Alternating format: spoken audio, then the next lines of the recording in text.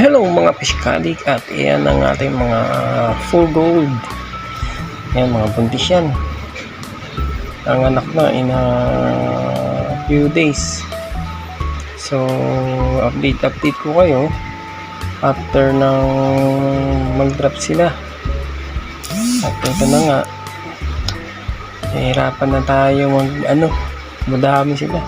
Kailangan natin ng maraming lalagyan para sa magiging fry nila. At Oh na sila. my God! Dami nila, nakapag-irap na.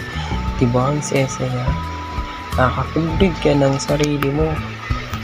Tiwala lang, tiyaga lang.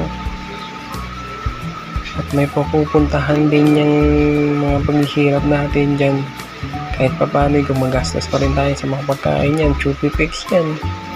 For live foods ang naano natin ay hindi pala na live foods, pero yung isa decapsulated ang pinapakain ko. Hindi masyadong malilid, pero hinalo ko na sila ng ganun Chubitex, pero kasi mas mabilis talaga sila. Hindi na ako nag-hatch ng BBS kasi minsan nabibisi din ako sa trabaho. Pinapatignan ko lang sa aking asawa, pinapacheck ko kung may pagkain pa o wala pag nasa trabaho ko. Kasi ito yung first batch nila, malalaki na. Hindi ko lang din alam kasi nung nag-drop yan nung una, 10 piraso lang yung una eh. Ito na sila guys, nakuha ko na sila. Ayan, binilang ko isa-isa yan, 105 piraso. Diba?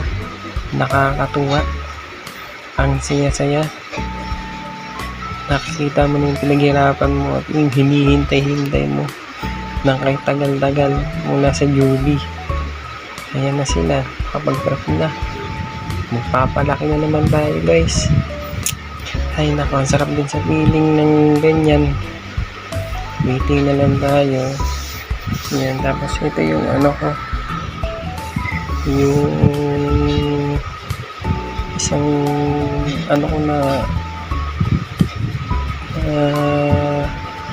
24K andun sa kabilang timba.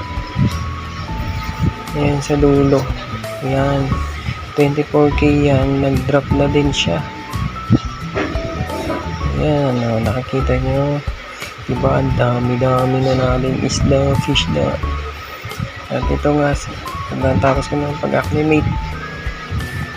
So guys, paano, hanggang dito na lang tayo. Update na lang tayo sa mga susunod na video natin, at sana subscribe nyo.